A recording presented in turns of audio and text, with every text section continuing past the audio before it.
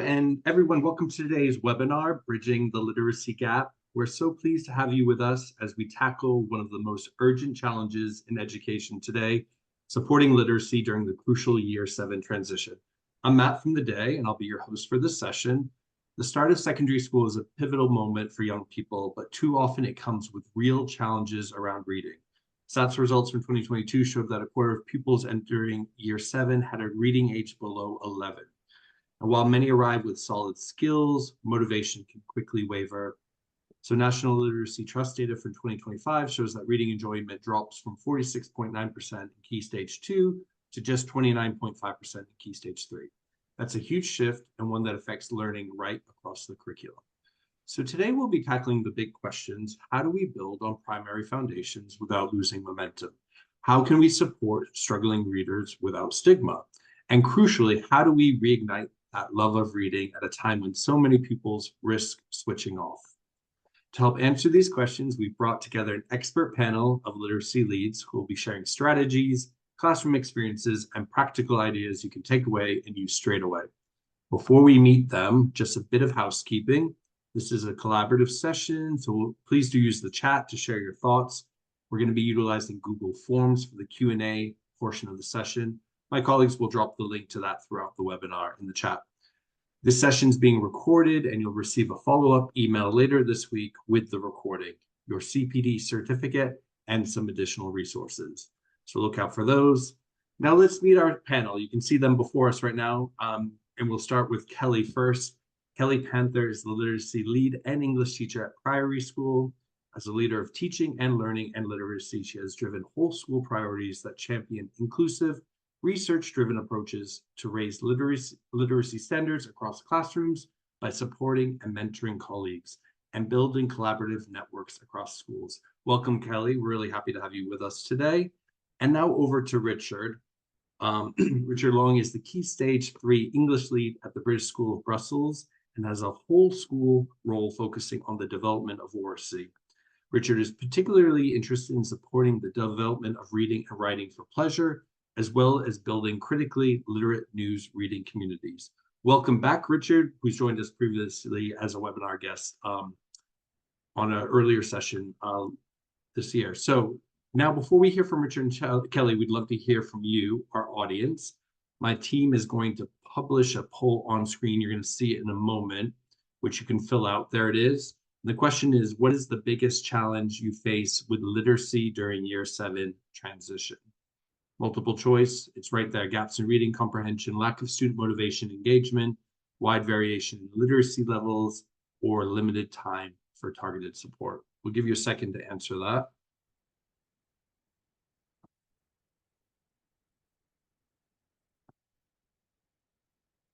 Here we go. So 46% of you said wide variation in literacy levels, followed by 22% lack of student motivation, engagement, and so forth. So we have a sort of pulse check of where you're at.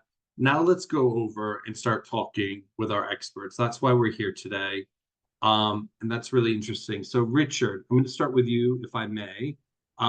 What are the biggest literacy challenges you see when students first arrive in Year 7, and how do you identify these challenges? Thank you, Matt, and good evening, everyone. Before I start talking about specific challenges, I just wanted to kind of mention two caveats really to this. And I think the first one is, what exactly do we mean by literacy in today's world and rapidly evolving world? And in preparation for tonight, I was reading a blog from the Director of Education for the National Literacy Trust, Andrew Ettinger, about their Future of Literacy project. And I just thought there were some interesting terms that he mentioned in there. And he talks about three types of literacy: literacy for learning, literacy for life, and literacy for work. And three other interesting terms that are in that blog post are the terms critical literacy, media literacy skills, and digital first world literacy. And so I think it's important that when we're thinking about this, to think about the kind of literacy or the kind of literacy skills that our students we think about, that they come to us from transition across Year 6 to Year 7. the kind of information that we get from things like SATs results as secondary teachers, external testing data like that, and how appropriate that information is, how useful it is to us when we're thinking about literacy in today's world, and how we can utilize that, most effectively. And also, the other caveat here is I think I just want to mention that I think there's a danger of coming at this from a deficit angle, of looking at students and saying, our students can't do this, they're not capable of this anymore, they can't sustain, reading for long periods of time, etc. And actually finding out what students are capable of doing and really approaching it in a positive way. So in that sense, I would say that one of the first challenges is knowing our students. When they come to us in year 7, how well do we know them and all the things associated with literacy, and their literacy skills and competencies and so on.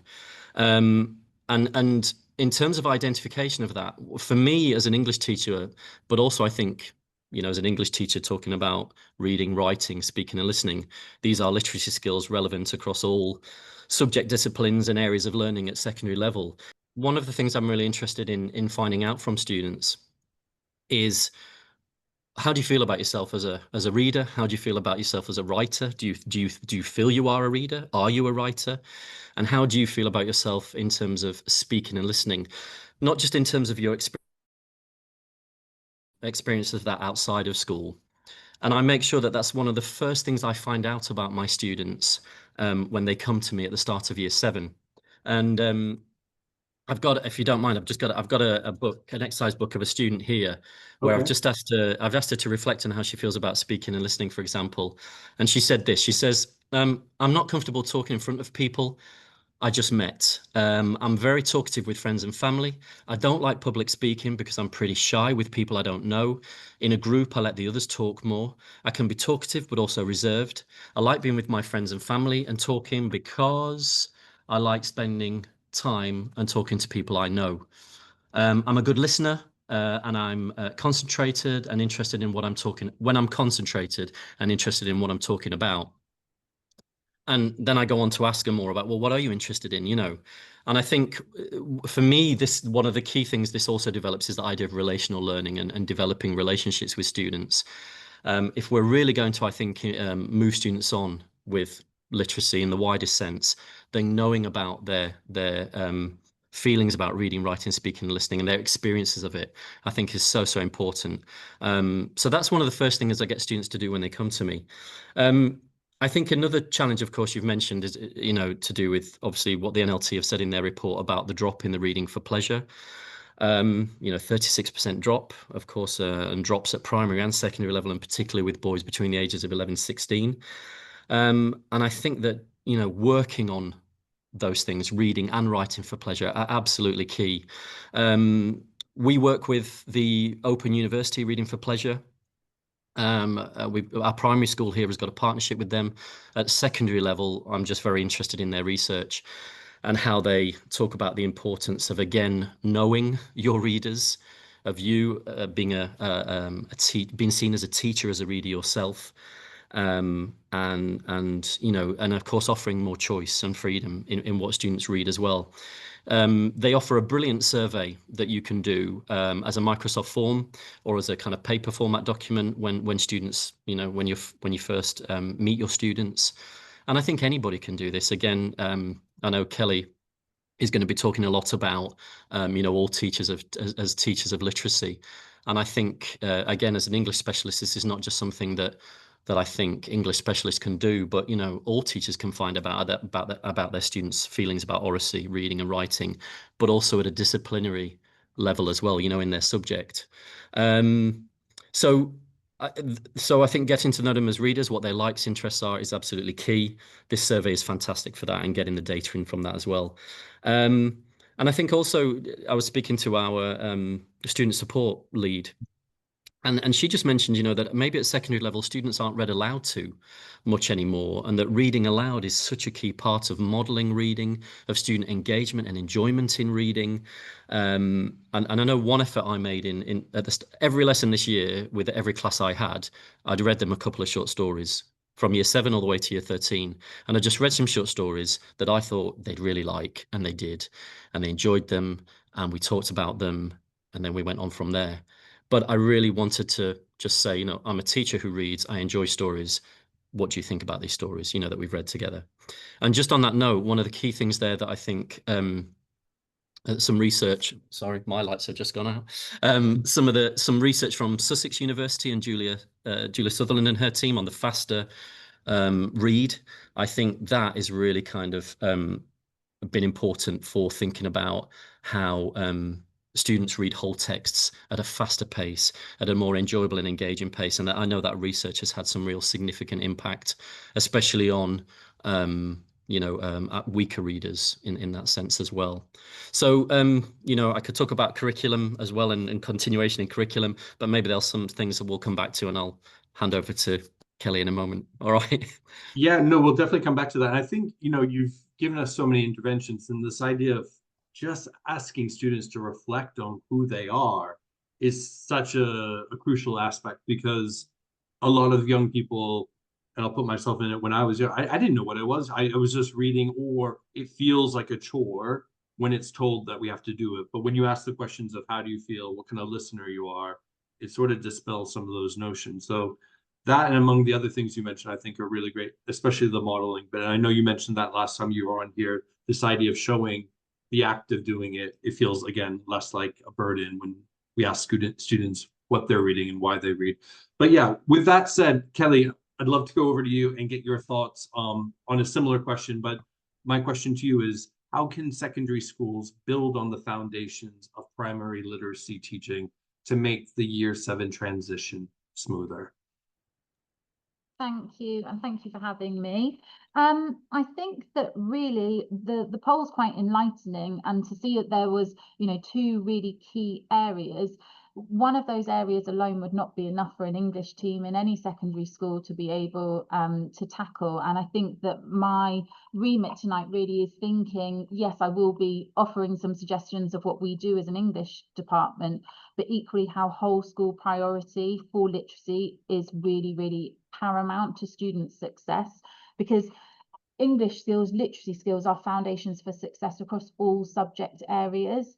But equally, in terms of school improvement plans, strong foundations of literacy and building upon those is key for all sorts of things: setting culture, thinking about behaviour, supporting SEND students. Literacy is a foundation for everything. So my remit in my school context is to think about how I can empower all teachers to be teachers of literacy, but to not feel like they're constantly starting from scratch when year 7s arrive in September, to know that, great work has been done in primary and it's our responsibility to build on that rather than think we're starting from point zero.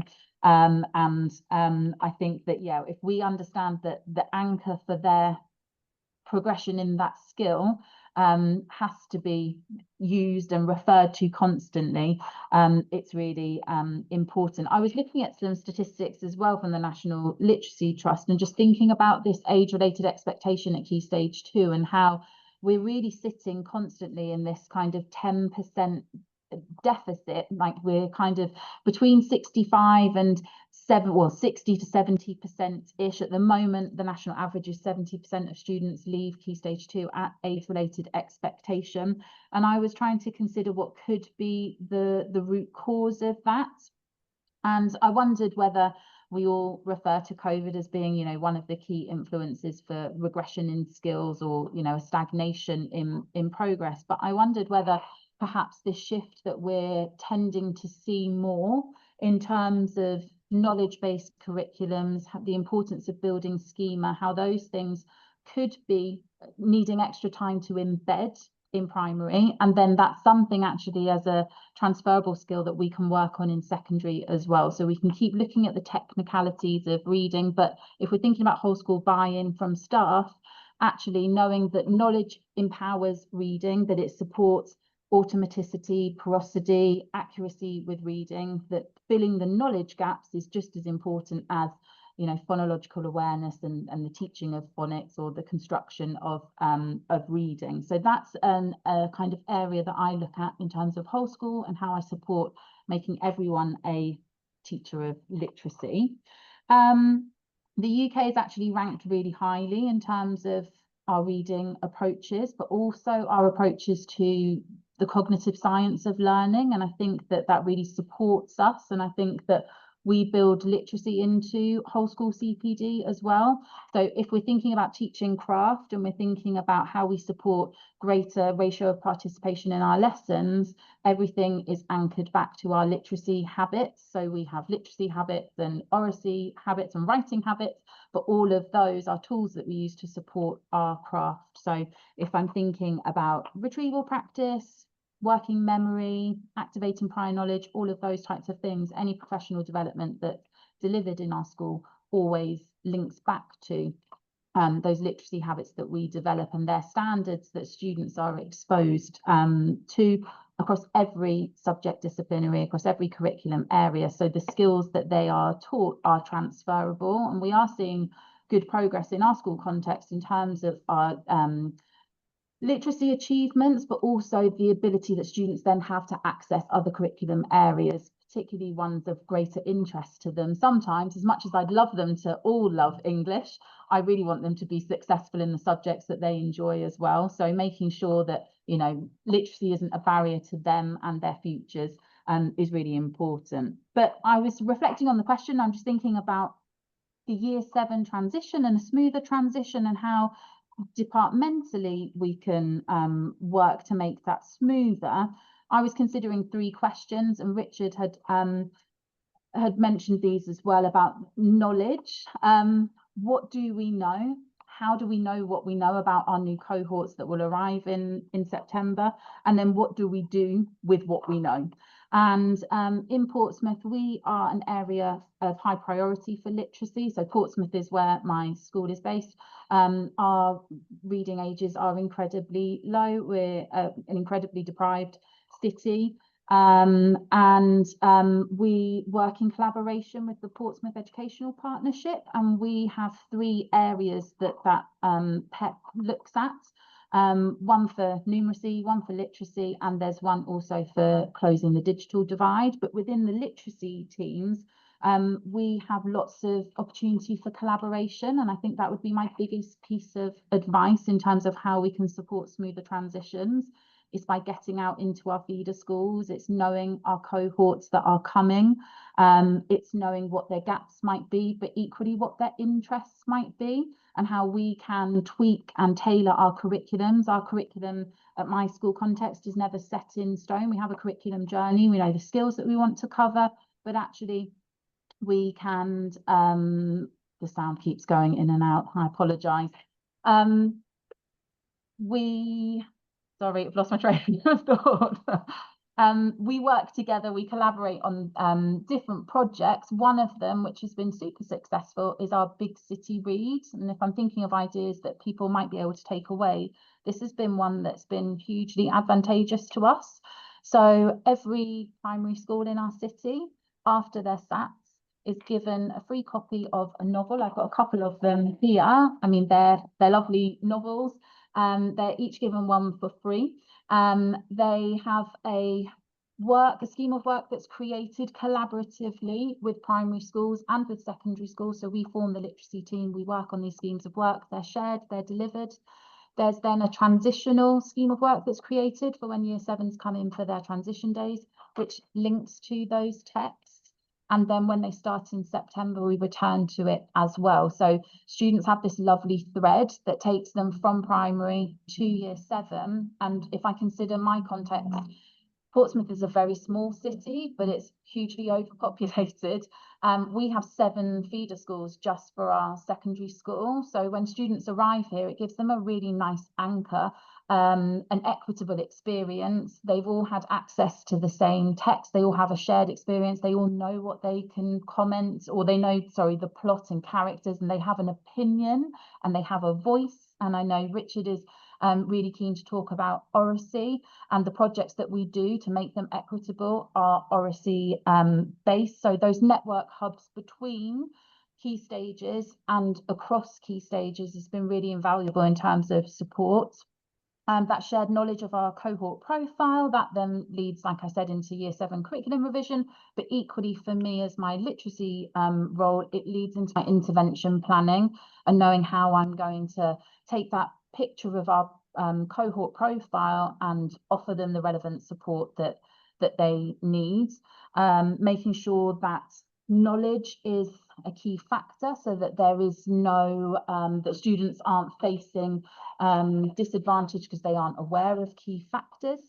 I'm sorry, I'm noticing the questions. I'm trying not to look at them too much. I will come back to some of those questions. I can see a couple of them. I will respond to them.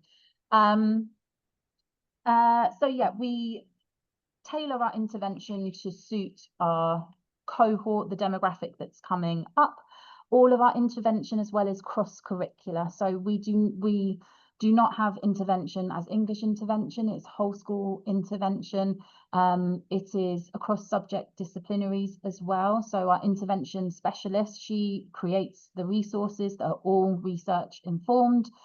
Doug Lemov is fantastic for thinking reading reconsidered or science of reading, but she works with department literacy champions to create or to co-create the learning journey, so that when students are back in lesson that they can transfer those skills nice and easily. Hopefully that's the aim. And then the other thing that I thought would be a great place to kind of pop this bit of information is what the day does and how that supports transitions for students with the shared language, shared knowledge, but really that kind of cultural hook, what's happening in the world and how can that support students just with that change from one school to another, because they're all living in the same city and the same things are happening. So if you wanted me to, would you like me to share the screen very quickly now? Yeah, what a wonderful plug for the day. Yeah, please do. So if I'm doing this correctly, you should be able to see my screen. Can I just get a thumbs up if you've got it? Yes, perfect. So the day is obviously a fantastic resource, and I know Matt will go into talking about it a little bit more later on, but it's a source that is shared in our context, and I'm very lucky. I have I've badgered for this. We have 2 tutor literacy sessions every week, so I'm given an hour of whole school literacy intervention every week. And I use the day as the springboard for my session. So to empower staff, I always do the backbone of the work for them. So I tell them what the article's about, and this one in particular was about 6-7. I don't know if it's made its way over to you, Richard, but it it is rife in the UK. So I tell the staff what the resource is going to be about. I give them the full article if I've edited it or adapted it. I give them the most appropriate resources for them, and they often add these to their digital classrooms. We're a one-to-one school, so they can add them on there for students that might have had their curiosity sparked for them to be able to access. I then really love the day because it does provoke and spark curiosity in students.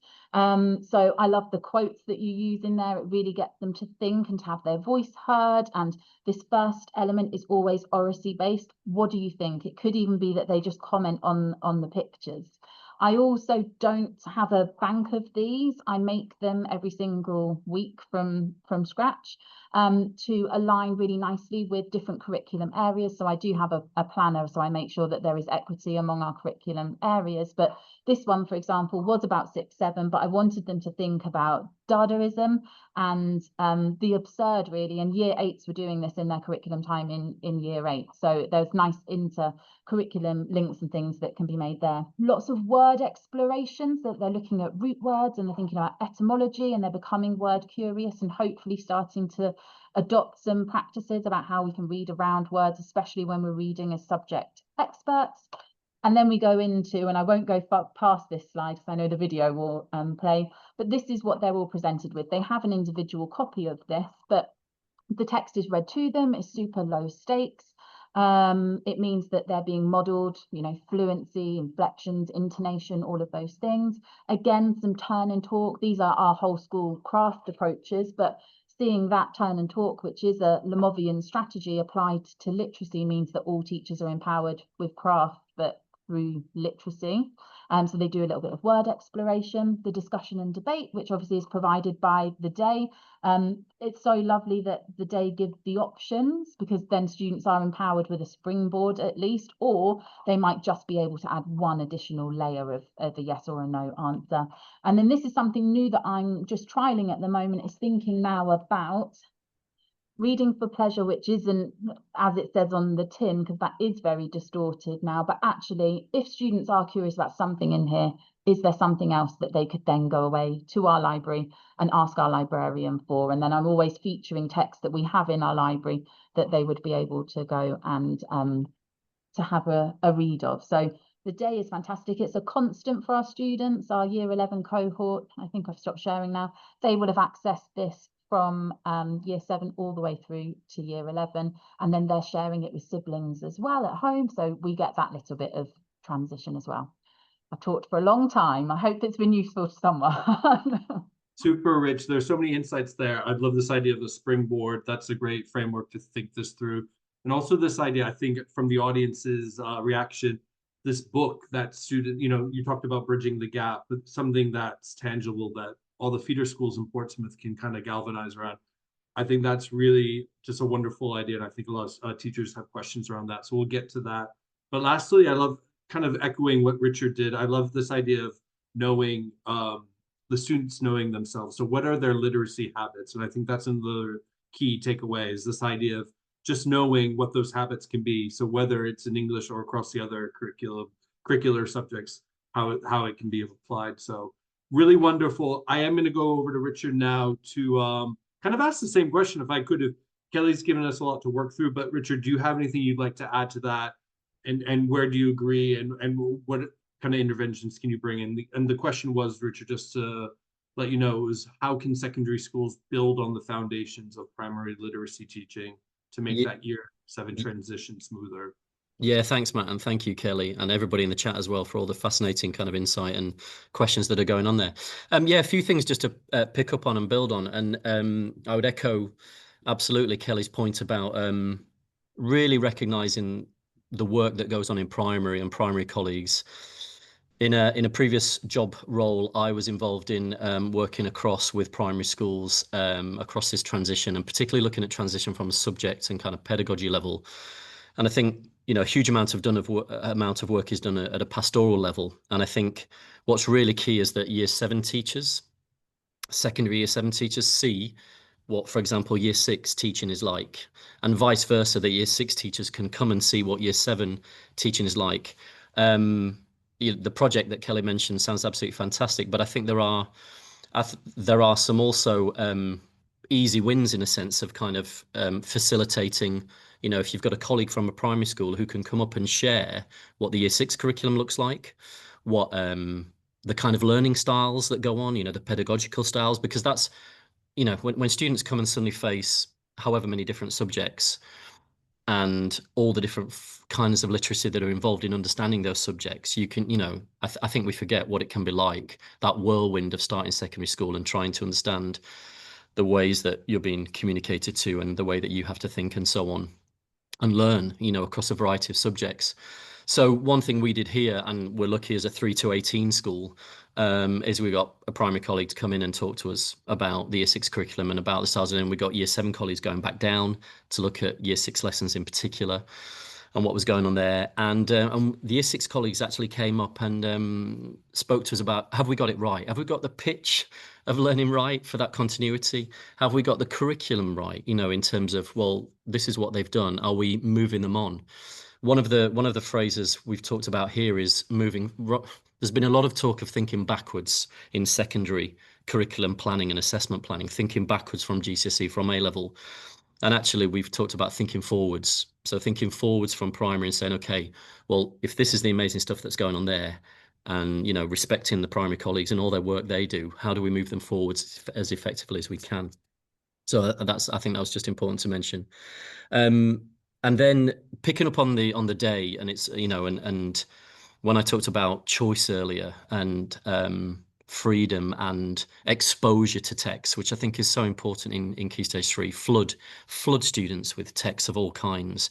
They're going to get that anyway across different subjects, but the more that we can, and by flood I mean just kind of expose them to, and don't always panic about, are they going to understand every single word in it, but actually, read for meaning across a bigger, across the text as well. Because I think understanding texts, there's a lot of talk of the vocabulary gap, I know, and work that's been done on that, but understanding text is a much more complex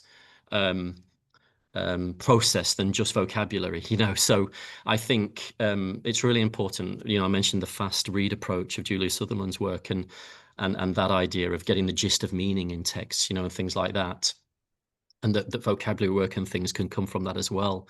But that idea of the day as news reading, which for me I feel is an absolute imperative and a right in today's world, that students have access to news which has been carefully presented to them, is so important. And I think every school should, if they're able to, spend their money wisely and subscribe to the day. I just think it's an absolute must, because where are students getting their news from? And the issue of critical literacy skills and being able to, how are schools approaching the teaching of fake news? Have we got people who are skilled in doing that? In this rapidly changing world, the idea of every teacher of literacy is, of course, wonderful, but how capable are all teachers, even myself as an English teacher in a rapidly changing world? How up to date am I on being able to keep up with, AI, for example, and how we're responding to that most effectively at the moment? So I think having, having, of course, promoting fiction reading, but having something like the day as news reading, for me, is a massive part of what all Year 7 students should be experiencing as well, and go on to carry on experiencing. And that the critical literacy skills involved in that are absolutely key. There's another text we use here from the English and Media Centre called Diverse Shorts. And it's all about developing critical literacy skills. And there's a set of critical literacy cards here, which focus on things like diversity and community, freedom, justice, equality, rights and responsibilities.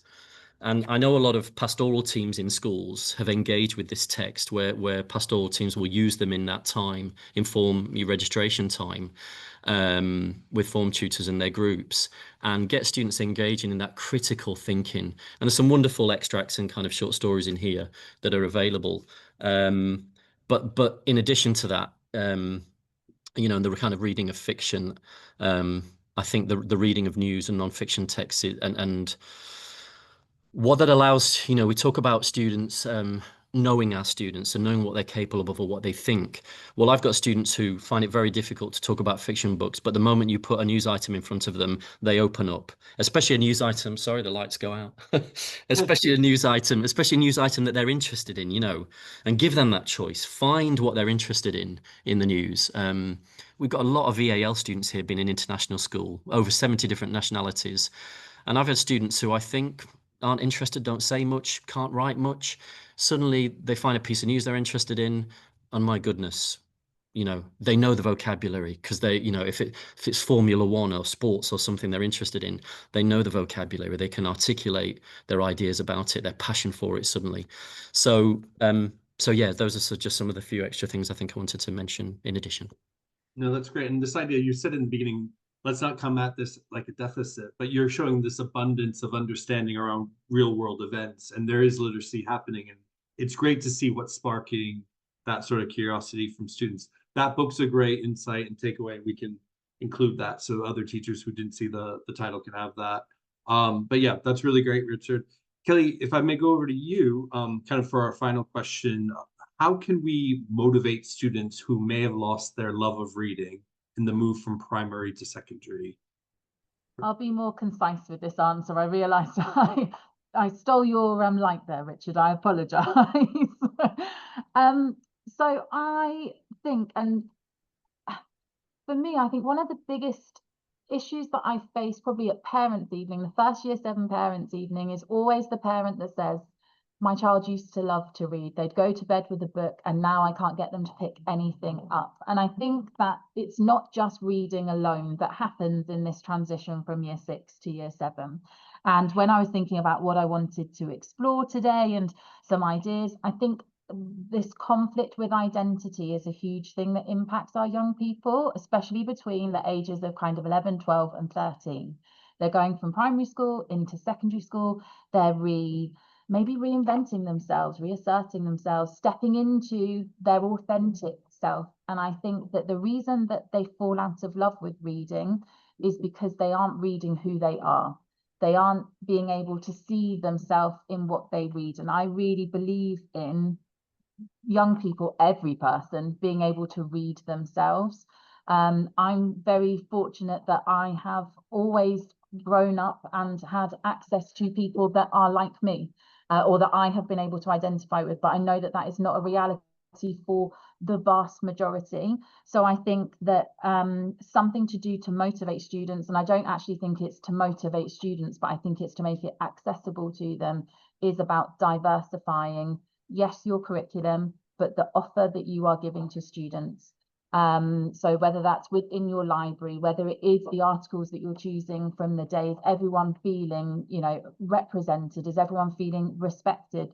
I think most of our schools will probably have respect in their ethos. And then I think about what we're offering them as their curriculum, or what we're offering them as extra opportunity. And we aren't respecting our own students because we aren't providing them, in some cases, not in every school, but we aren't providing them with that platform of, you know, authentic representation. So I think diversifying the curriculum, the choices that we're giving them, choice is a huge thing.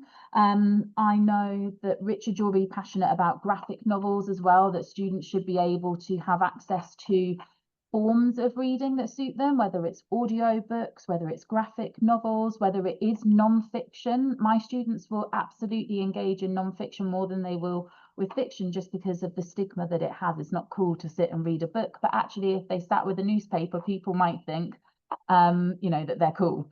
So I think that's really important. I think that the demographic that we have, someone had asked a question about students that arrive from outside of area.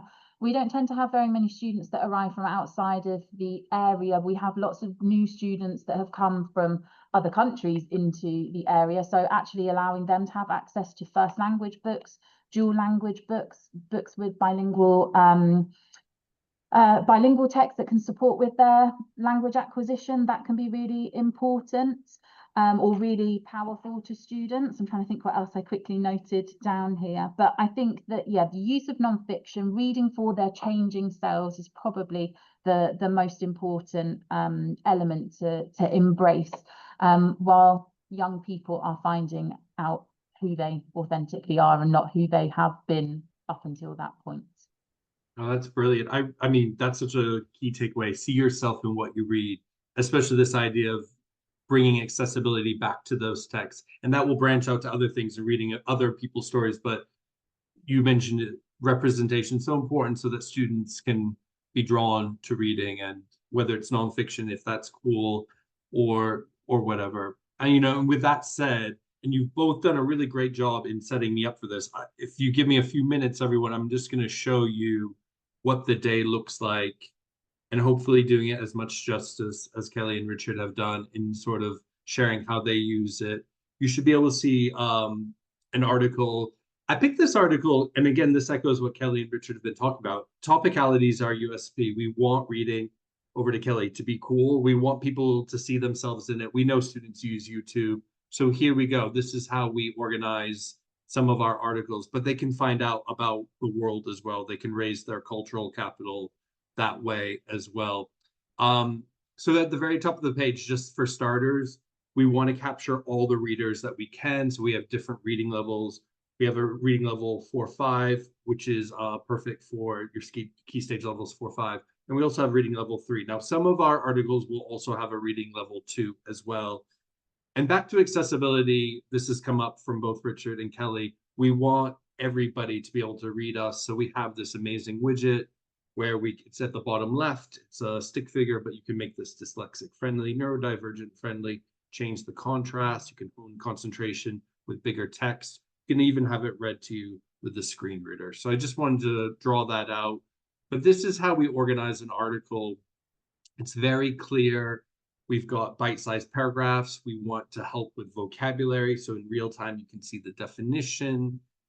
And what we do here is we get to the bottom of the article. And this article has been framed as a debate. So we ask the question at the start of the article at the top, but also here at the bottom to remind students why they're reading it. If it's something about YouTube, they probably already have an opinion on it. So we're kind of engaging with that existing knowledge. And I think I'm quoting Kelly here, really helping to bridge that gap or sort of fill those gaps. What we're also doing to hone media literacy and critical literacy, we're showing our sources so they can see where that's come from. And this is where the interventions begin here. And this is where students and teachers can do whatever needs to be done to be adapted to that cohort of students. We have an analyze section right here where we can look at this more from an analytical point of view. We even have a writing section here where it links up to our editors in London, and students can get that muscle memory of writing something about this article, but also understanding the proofreading process or the polishing process as well with our editors working with them.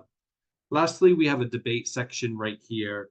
Now, this is great if you want to divide the class into groups. That can be one way of doing it, but it's one way to see this article from 3 different vantage points. We've got a pro stance, a con stance, and a more nuanced or stance. Again, to hone that media literacy, we give different sections where you can get more information. Dive in deeper on the left, and then the become an expert. The dive in deeper are shorter articles, shorter videos. Become an expert is for a student or who wants to deep dive into this and really get to know it. Something new this semester, we just launched it a month ago, is our comprehension quiz. I saw in the audience, someone mentioned we just want to kind of test that knowledge of what we're reading as well. And that's why we're delivering it here now. It's multiple choice questions and then some more longer form questions toward the end. Again, this gives teachers and students a chance to feel a little bit more confident about what they've read and the ability to recall it. We even have the answers right here as well. So you can also reveal them at the end so they have it.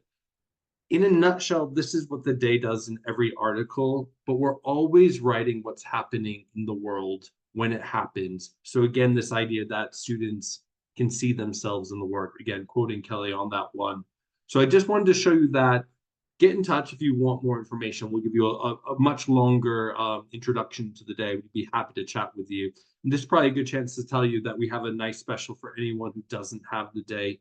Currently, we're offering 13 months for the price of 12, just as a thank you for joining us today for this webinar. So I will leave it at that. I'm going to stop sharing my screen. And because you've supplied so many brilliant questions, I can see them coming in. We're going to kind of go to that portion where we get to answer what the audience is thinking. We have some questions come in. I think the first one I'm going to go to Richard, if I may. And I think my team's just kind of given it to me right here. It's from Millicent. Thank you. I am the reading coordinator in my school and find that comprehension is a much more prominent issue in my school over literacy, reading skills. Do you have any advice? Over to you, Richard, for that one, if you have any advice for that question. Sorry, my lights have gone again. Just get them going again. I think, well, I come back to, well, I guess the question is, what is it that we're, how are we asking students, to what they understand about a text or what to comprehend and when. And really, I think for me, one of the most transformative things about students' comprehension is, as we've done this approach ourselves as well, is, again, I'll come back to that work about the faster read approach from Julia Sutherland and comprehension. And that, the research was about reading 2 novels back to back, actually, quite, at a fast pace, i.e. you're not stopping continuously to, to break the fluidity and engagement with the text. And that comprehension develops as a result of reading whole texts at pace. for example, I mean, the idea there as well, I think, with kind of introducing more short stories into student experiences as well, so that there is that ability to engage with whole texts and whole narratives, which I think is a really important part of comprehending texts, you know, those kinds of texts we're talking about. So that, you know, the evidence is there in the research. It's a very positive evidence in the research. And I said, and as it says, particularly with kind of weaker readers. So I think that's something that I think can be quite transformational in terms of how we think students are understanding what they're reading in front of them. That's great. No, thank you for that. Let me see, maybe over to Kelly for this next question. This is from Rosie in the audience. What texts have best sparked engagement with year 7? What resources have helped the lower end readers? So in terms of our English curriculum text, if that's an avenue I can go down, we actually start our scheme of work, or this scheme of work, we've actually started by looking at mythology. We have found that year 7s are really, really into ancient Greek mythology, because actually so many of our stories lay in those foundations. So we look at our 7 main plot lines, and we think about all of the different stories that exist, ones that they know, films that they've watched, even video games now, they have such complex narratives to them as well. So we have found mythology's worked really nicely. They also like quite dark and macabre things. So ghost stories, I think I popped that in the chat at one point as well. Ghost stories work really well for them, but equally reflecting on that reading themselves, we use lots of coming of age stories. So we use discussion and debate from the day for 3 of their sessions each fortnight, and then they also have a novel that they're reading. For year 7, they're much shorter. We do lots of strategies to make sure that they can access them, but any kind of coming of age stories, I've got them on my bookshelf here. I'm frantically trying to scan for a title. Maybe I'll pop some in the chat in a second once I've looked on my bookshelf for them, but definitely coming of age stories for year 7, super popular. Adventure, super popular, but mythology has been, yeah, a real insight into their minds.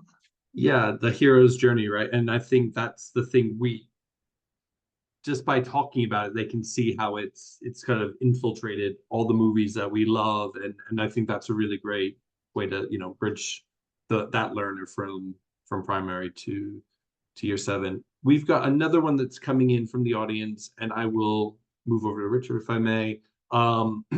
What practical advice would you give to teachers outside the English department who want to play a role in supporting year 7 literacy?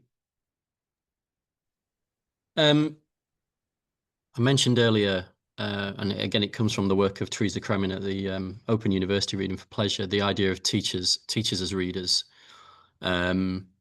That I think where teachers of a range of subjects can show themselves as readers, as interested in reading, talk about reading, read from, you know, their favorite books, etc., then that kind of role modeling can be really powerful. I think the same goes for all the other aspects of literacy.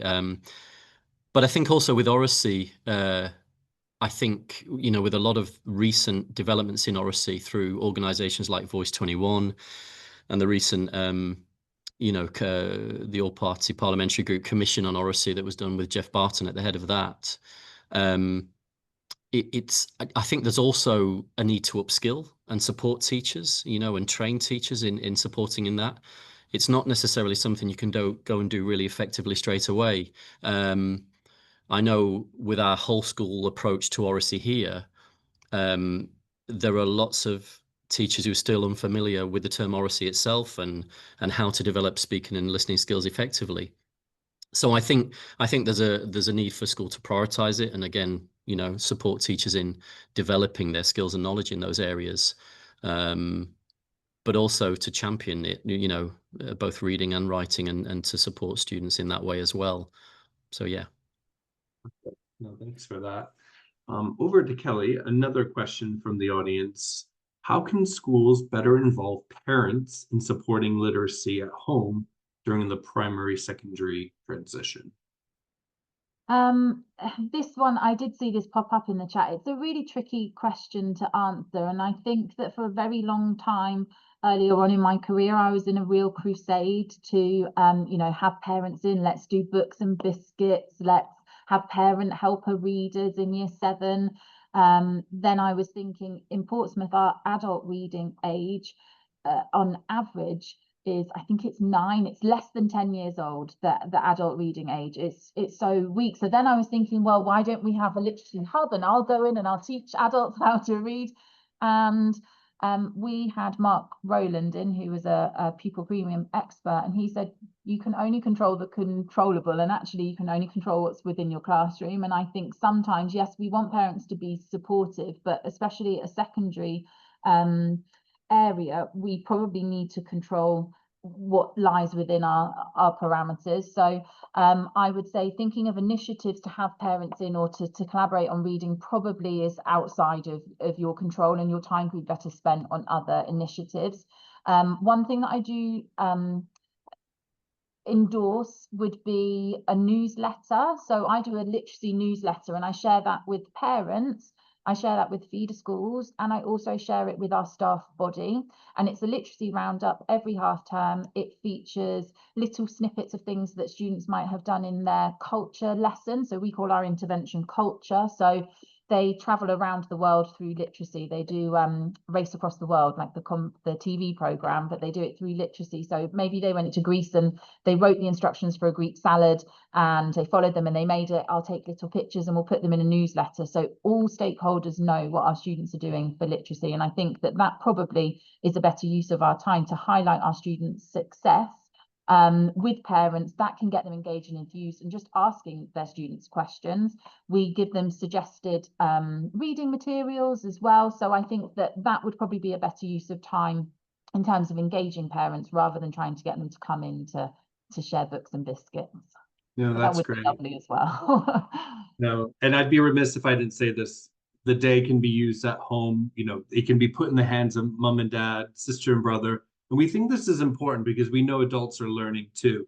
And if there's gaps in their knowledge, we want them to feel confident that they can carry on those conversations that their students are having in the classroom, at the dinner table at home. And I think that muscle memory, when it's built within the home, is great for the classroom when it comes back. So anyone who's a member can use it. And of course, that's part of the wonderful thing about having the day. It can be used wherever you'd like. We have another question that's come in for Richard. What would you say is the most effective strategy to improve reading fluency? What a question. Kelly, over to you. No. What do I think? I think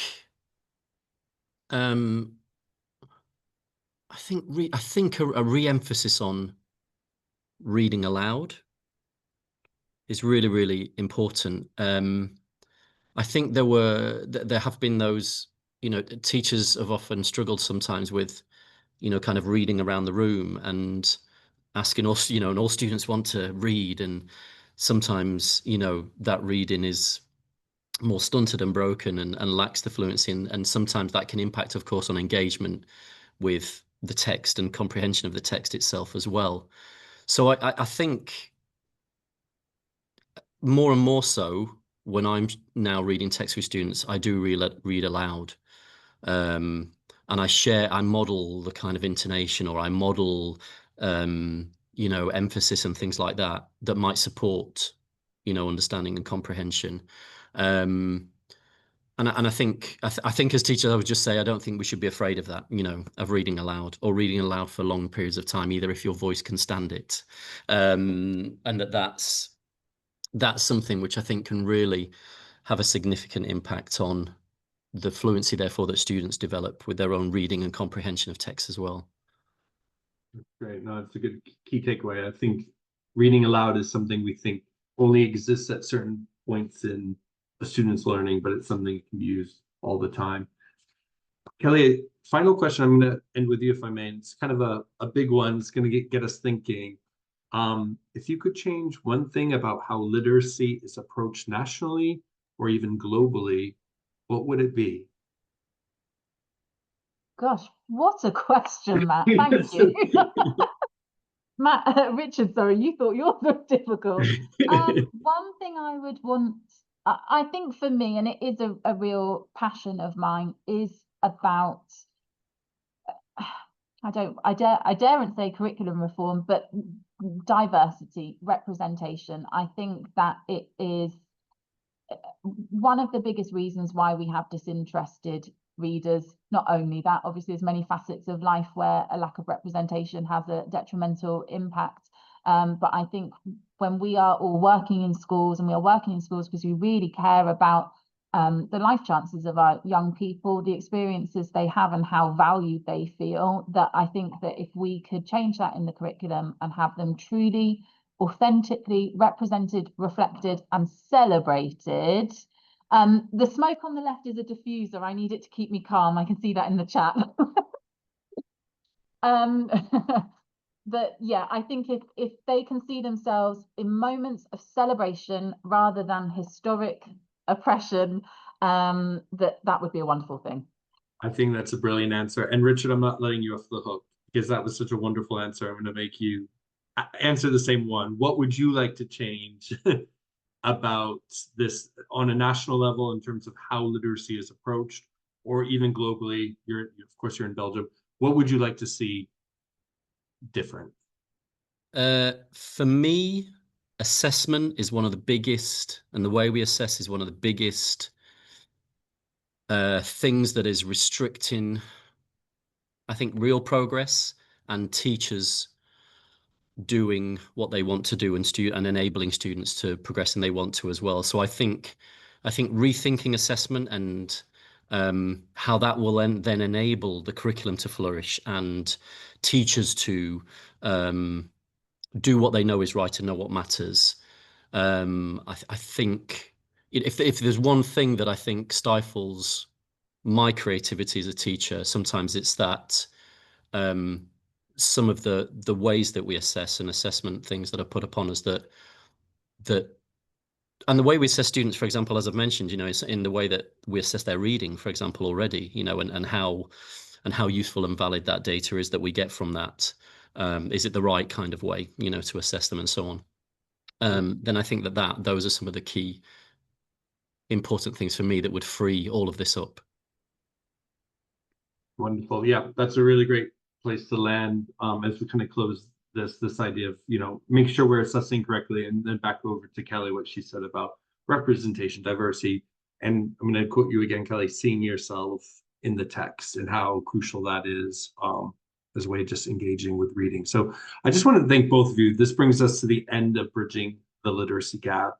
Thank you to our panel and our audience. One of the most active ever. Great questions. Thanks for keeping us safe too. We love that. So like all of these questions have really enriched the discussion. Just a reminder, we'll be sharing the recording of the webinar as well as your CPD certificates tomorrow afternoon. Please do share the recording with your peers. Anyone who couldn't make it, disseminate that out, who might have missed today's session. Lastly, just to remind you of that offer, it's a special offer for anyone joining the day today. You'll get 13 months for the price of 12. Just get in touch with us. Our details are in the chat. We'd love to sign you up. So it's been a pleasure chatting with you both. Richard, again, Kelly, please come back again to our next webinar. This is the last one we have for 2026. So we'll see you again. The last one we've had in 2025. We'll see you again in 2026. And wish you a lovely evening, everyone. Thank you again. Bye-bye.